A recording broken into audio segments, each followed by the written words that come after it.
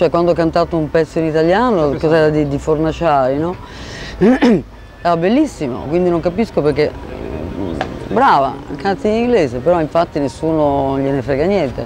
Ma forse appunto è questa voglia di togliersi da quello che è il così chiamato panorama musicale della musica leggera italiana e andare in questo... Allora uno che sputa sulla minestra dove mangia, a casa mia non mi sta bene, cioè o veramente fai un discorso internazionale e allora non so, vai a pubs, allora cominci a lavorare fuori anche senza soldi, taratara, e se hai il talento e tutto il resto, però sai, il cantare, cioè in America non cantano in un'altra lingua, per dire.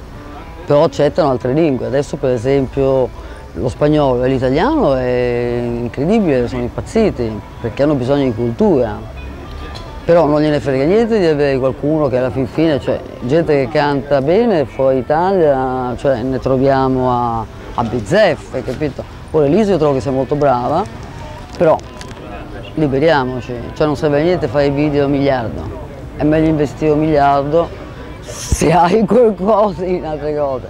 La Caselli è molto brava, però i soldi non fanno... È dalla parte dei discografici. Beh, penso sia forse la migliore obiettivamente, l'unica che ci crede ancora, insomma. Ultima cosa, lei non si stanca mai di ricercare, appunto, di mettersi in... Grazie amore. Vedi che esistono ancora gli uomini. No, poi io sono una che li rispetta e ogni tanto sono anche molto geisha, quindi, visto che prima avevi nominato geisha, scusa ti ho interrotto un'altra volta. Dicevo semplicemente che avevo perso il filo. Noi perdiamo ogni tanto il filo. Che è un personaggio che comunque è sempre in attività, che non si siede mai sugli allori e appunto per questo adesso sta studiando qualcosa. Cosa sta studiando? Ma qualcuno dirà... No, sto studiando innanzitutto perché chiaramente voglio fare quello per cui ero preparata, quindi direzione d'orchestra. A casa mia si studia. E poi ho ripreso a suonare, eccetera, eccetera, cosa che non facevo da qualche anno, ma per me è solamente un piacere. E poi sto facendo con una produzione di americani, adesso comincerò un film.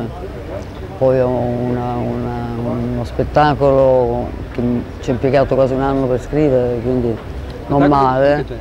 È un po' difficile da raccontare perché praticamente c'è dalla Bravo, cioè innanzitutto è un personaggio musicale, però c'è un po' di recitazione alla bene, eccetera, eccetera, si vede il dietro di tutto.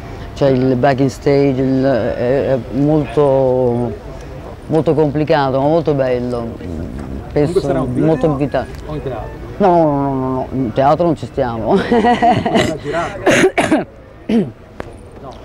Lo farò chiaramente anche per la televisione, anche perché è molto più facile che farlo dal vivo, perché dal vivo è tutto, sono 2 miliardi e mezzo di camere, eccetera.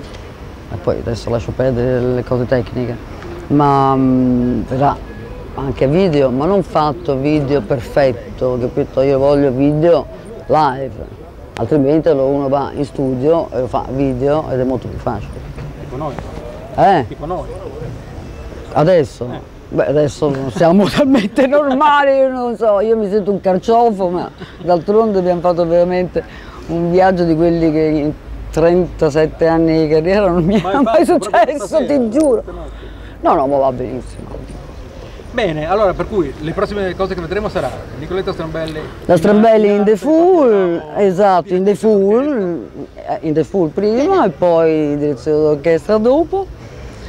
E poi il concerto stasera e poi vedremo ragazzi. La vita è lunga.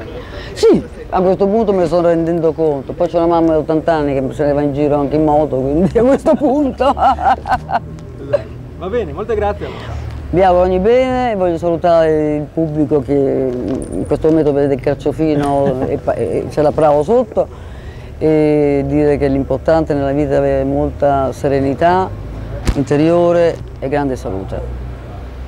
E un par di scarpe nuove. Se fanno male, se no teniamoci le vecchie e risuoliamole perché dico mica si trovano tanto facilmente le cose belle ancora. Ok, molte grazie. Di niente.